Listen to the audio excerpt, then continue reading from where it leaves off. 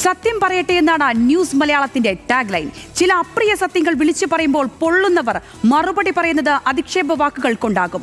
ചേലക്കരയിലെ ഭവനരഹിതരെ PV അൻവറും സംഘവും വാഗ്ദാനം നൽകി വഞ്ചിച്ച വാർത്ത പുറത്തു കൊണ്ടുവന്നത് ന്യൂസ് മലയാളമാണ്. തിരഞ്ഞെടുപ്പ് കാലത്ത് പുഞ്ചിരിയും കൂപ്പുകയുമായി വന്ന അനുകമ്പയുടെയും ആശ്വാസത്തിന്റെയും വാക്കുകൾ പറഞ്ഞ് തങ്ങളെ അൻവറും കൂട്ടരും വഞ്ചിച്ചുവെന്ന് പറയുന്നത് ആ നാട്ടുകാരാണ്. ചെറുതെങ്കിലും വാസയോഗ്യമായിരുന്ന അവരുടെ വീട് പൊളിച്ചുമാറ്റി. പുതിയ വീടിന് പണി തുടങ്ങിയ പാവങ്ങൾ ഇന്നീ പെരുമഴക്കാലത്ത് പ്ലാസ്റ്റിക് കൂരകൾക്ക് ഉള്ളിലാണ് കഴിയുന്നത്. വീട് പണിയെക്കുറിച്ച് അൻവറിനെയും സഹായികളെയും വിളിക്കുമ്പോൾ മറുപടിയില്ല. അൻവർ തിരക്കിലാണ്. പക്ഷേ വാർത്ത പുറത്തു വന്നതോടെ അധിക്ഷേപവുമായി PV അൻവറിന്റെ മറുപടി വന്നു. ഉപതെരഞ്ഞെടുപ്പ് കാലത്ത് പണയമിറക്കി റാലിയിൽ ആളുകളെ കൊണ്ടുവന്നയാളാണ് PV അൻവർ. ന്യൂസ് മലയാളം വാർത്തയിലൂടെയാണ് ആ സത്യം പുറംലോകം അറിഞ്ഞത്. സത്യം മാത്രമേ അന്നും പറഞ്ഞിട്ടുള്ളൂ, ഇന്നും പറയുകയുമുള്ളൂ. എത്രത്തോളം അധിക്ഷേപിച്ചാലും സത്യം പറയും, സത്യം തുടരും. ന്യൂസ് മലയാളം വിശദമായി ഈ വിഷയം തന്നെയാണ് ഇന്നു ചർച്ച ചെയ്യുന്നത്.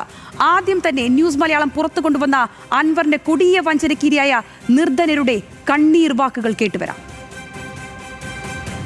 ഇരിക്കുന്ന വീട് അവർ പൊളിച്ചു. പിന്നെ വിളിക്കുമ്പോൾ പറയും ഇക്ക സ്ഥലത്തില്ല.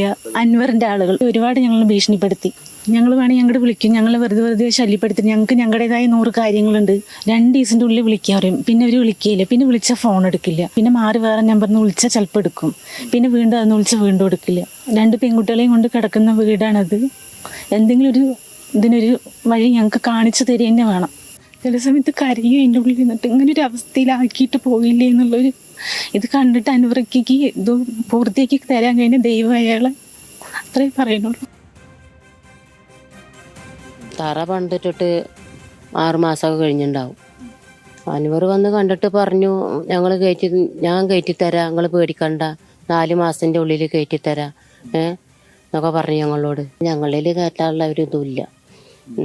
ആളാണെങ്കിൽ വർത്താനം പറഞ്ഞാൽ വർത്താനം നേരെ പറയാൻ കഴിയില്ല, ചെവി കേൾക്കില്ല, അങ്ങനെയൊക്കെയുള്ള ഒരാളാണ്. കാര്യങ്ങളിപ്പോൾ നടന്നു പോകണമെന്നില്ല, ഇടങ്ങറായി തന്നെയാണ്. വാടക ഇപ്പോൾ ഈ മാസം കൊടുത്തിട്ടില്ല. എന്നെ കൊണ്ടൊന്ന് കയറ്റി കൊടുക്കാനുള്ള സാമ്പത്തികം എനിക്കും ഇല്ല.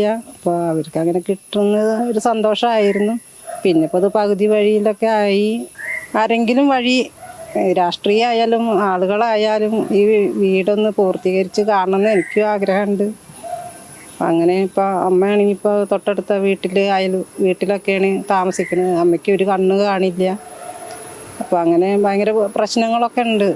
അപ്പോൾ ഇവർക്ക് ആവുകയാണെങ്കിൽ അമ്മയ്ക്ക് അത്രയും ശാരീരികപരമായിട്ടും മാനസികപരമായിട്ടൊരു ഉപകാരമാവുമെന്ന് ഞാൻ വിചാരിക്കുന്നു. അൻവറിനെ ഫോണിൽ ബന്ധപ്പെട്ട പരാതിക്കാരിക്ക് ലഭിച്ച മറുപടി അൻവർ മീറ്റിംഗിൽ ആയിരുന്നുവെന്നാണ്. ഹലോ, അൻവർക്കല്ലേ?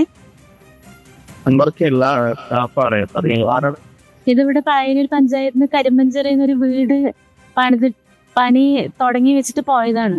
ഇപ്പൊ ഞങ്ങൾ ഇരിക്കുന്നത് ഒരു സുരക്ഷിത ഇല്ലാത്ത സ്ഥലത്താണ്. നിങ്ങൾ എന്താ ചെയ്യണേ? ഞങ്ങൾക്ക് ഇനിയിപ്പോ വീട് വെച്ച് തരുമോ? സംഭവം മുഖ്യമന്ത്രിയുടെ ശ്രദ്ധയിൽപ്പെടുത്തിയതായി Chelakkara MLA UR Pradeep news മലയാളത്തോട് പ്രതികരിച്ചു.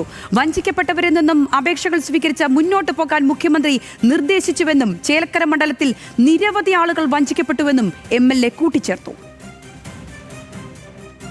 ചേലക്കര മണ്ഡലത്തിലെ അന്ന് ഉപതെരഞ്ഞെടുപ്പ് സമയത്ത് ശ്രീ അൻവർ CSR ഫണ്ട് അദ്ദേഹത്തിന് ലഭിക്കും എന്ന് ഒരു തെറ്റായ ഒരു പ്രചരണം കൊടുത്ത് അന്ന് നിരവധി വീടുകൾ ഇതുപോലെ നല്ല അത്യാവശ്യം ഒരു മഴയത്ത് കയറി കിടക്കാൻ പറ്റുന്ന സൗകര്യമുള്ള വീടുകൾ പോലും മൊത്തം ഇപ്പോൾ വീടില്ലാതെ കടത്തിണ്ണകളിലും മറ്റ് വാടക വീട്ടിലെല്ലാം കഴിയുന്ന ധാരാളം കുടുംബങ്ങളുണ്ട്.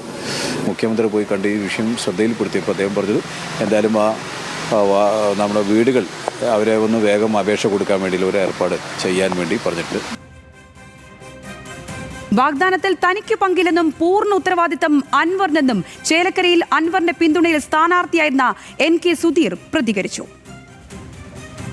എനിക്കൊരു ഉത്തരവാദിത്തമില്ല. ഞാനൊരു ഓഫറും ആർക്കും കൊടുത്തിട്ടില്ല. അത് ക്ലിയർ ആയിട്ട് ഞാൻ പറയാം. പുള്ളി ഇലക്ഷൻ്റെ ഇതിൽ അദ്ദേഹം നടത്തിയ ഒരു പ്രസ്താവനയാണത്. അപ്പോഴാണ് നമ്മളൊക്കെ അറിയുന്നത്. സത്യം പറഞ്ഞു കഴിഞ്ഞാൽ അത് ഞാനിപ്പോഴും പറയുന്നത് ആ റെസ്പോൺസിബിലിറ്റി അദ്ദേഹം മാറില്ല.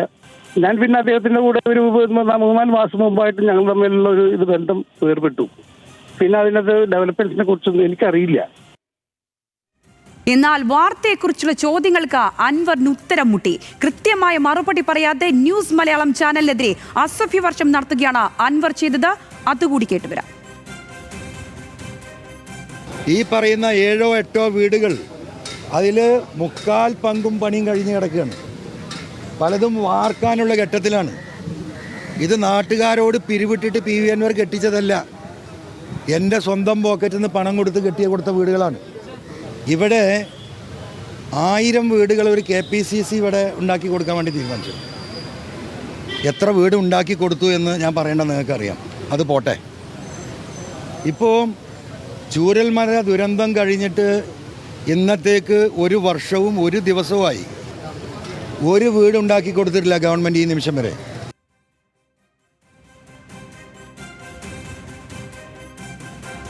വിവരങ്ങളുമായി ലെവിൻ കെ വിജയൻ ചേരുകയാണ് ചേലക്കരയിൽ നിന്നും. ലെവിനാണ് ഈ വാർത്ത പ്രേക്ഷകരിലേക്ക് എത്തിച്ചത്. ലെവിൻ, ഇനിയും പറയാൻ ചേലക്കരക്കാർക്ക് ഒരുപാട് അധികം കാര്യങ്ങളുണ്ട്. അക്ഷരാർത്ഥത്തിലുള്ള വഞ്ചനയാണ് അവർ നേരിട്ടിരിക്കുന്നത്.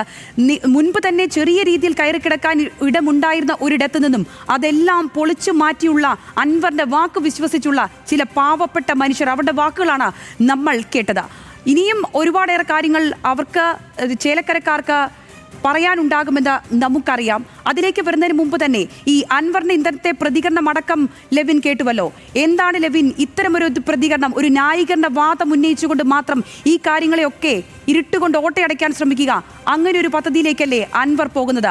സംഗീത, ഇന്നലെ നമ്മുടെ മലപ്പുറം പ്രതിനിധിയായിട്ടുള്ള ശാന്തകുമാർ വെള്ളാലത്ത് ഈ കാര്യങ്ങൾ നമ്മൾ ഇത്തരം ഒരു വാർത്ത ശേഖരിക്കുന്നുണ്ടെന്നും അതിൽ ചില ആരോപണങ്ങൾ നിലനിൽക്കുന്നുണ്ടെന്നും പരാതികളുണ്ടെന്നുമുള്ള കാര്യം കൃത്യമായി അദ്ദേഹത്തോട് നേരിട്ട് സംസാരിച്ചതാണ്.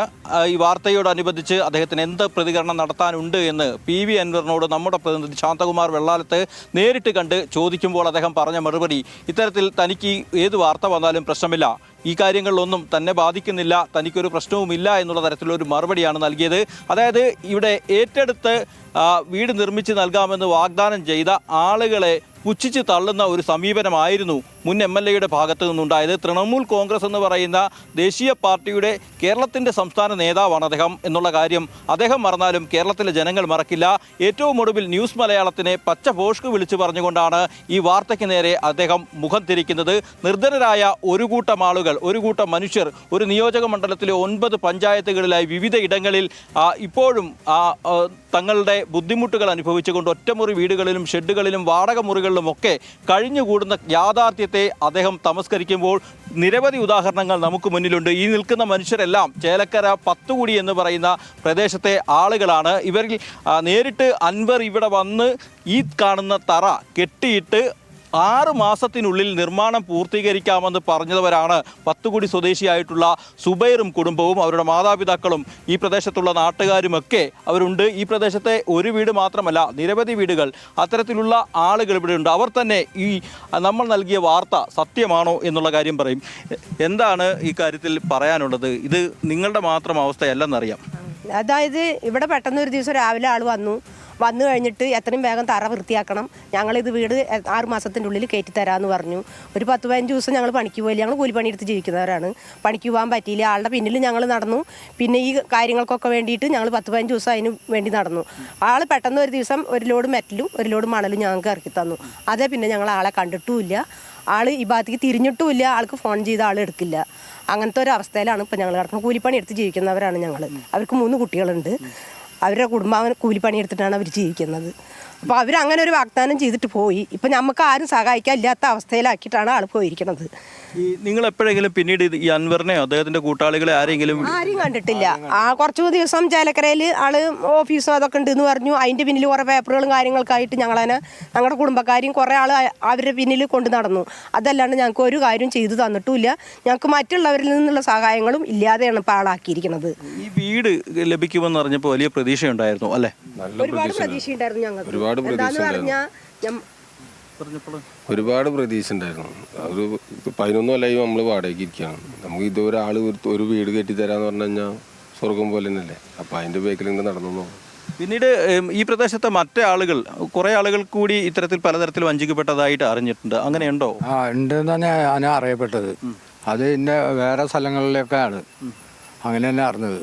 10 കുടിയിൽ വേറെയും ആളുകളുണ്ട്. ഇവിടെ ഉണ്ട്, വേറെ ആൾക്കാരും ഉണ്ട്. എന്താണ് ഈ അൻവറുമായി ഈ വീട് കെട്ടുന്നത് സംബന്ധിച്ച് നേരിട്ട് സംസാരിച്ച ആളാണ്. എന്തായിരുന്നു അദ്ദേഹം മറുപടി പറഞ്ഞത്?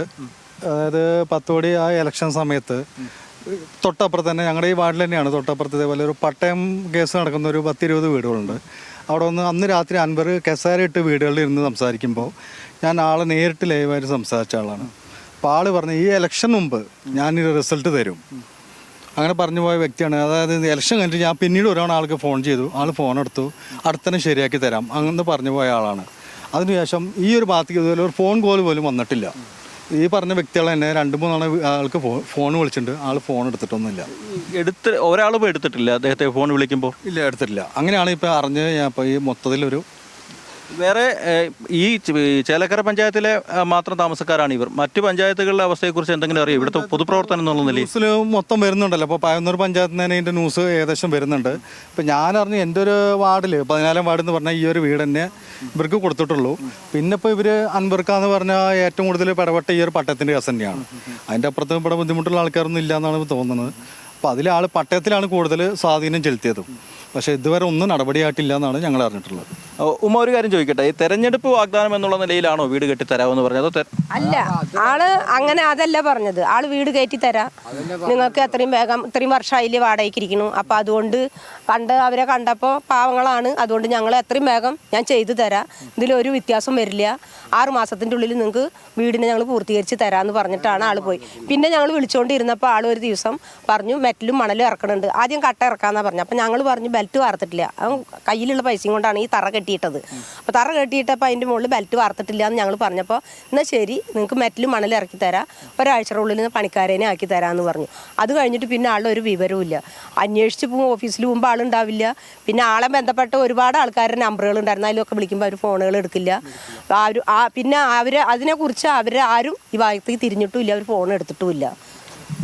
സംഗീത, ഇത് ഈ സുബൈറിൻ്റെയും കുടുംബത്തിൻ്റെയും പരിസരവാസികളുടെയും മാത്രം പ്രതികരണമല്ല. ഇത് നമ്മൾ വീണ്ടും റിപ്പീറ്റ് ചെയ്ത് ഇത് ഇത്തരത്തിലൊരു വാർത്തയിലേക്ക് തിരിച്ചു വരുന്നത് എന്തിനാണെന്ന് അദ്ദേഹത്തിന് മനസ്സിലായി കാണും. ഇത് അദ്ദേഹം ചെയ്ത വഞ്ചനയും ചതിയും എത്രമാത്രം വലുതാണ് എന്ന് അദ്ദേഹത്തിൻ്റെ അനുയായികളും അദ്ദേഹവും ഒന്ന് മനസ്സിലാക്കണം. കാരണം നിർധനരായ കുടുംബാംഗങ്ങൾ ഒരു ജീവിതത്തിലെ എല്ലാ പ്രതീക്ഷയും ഒരു വീടെന്നുള്ളൊരു സ്വപ്നമായിരുന്നു. അത്തരത്തിലുള്ള വീട് നിർമ്മിച്ച് നൽകാമെന്ന് പറഞ്ഞ് അദ്ദേഹം തെരഞ്ഞെടുപ്പ് ടൂളുകളായി ഈ മനുഷ്യരെ ഉപയോഗിക്കുകയായിരുന്നു എന്നുള്ള കാര്യം അദ്ദേഹം മറന്നു പോകരുത്. പറഞ്ഞ ഒരു വാക്കിന് വിലയുണ്ടെങ്കിൽ അദ്ദേഹത്തിന് ഏതെങ്കിലും തരത്തിൽ ചെയ്യാൻ സാധിക്കുമെങ്കിൽ ഈ ആളുകളുടെ വീട് പൂർത്തീകരിക്കണം. 9 മാസമായി, അതായത് ചേലക്കര ഉപതെരഞ്ഞെടുപ്പ് നടന്നത് 9 മാസം പിന്നിടുന്നു.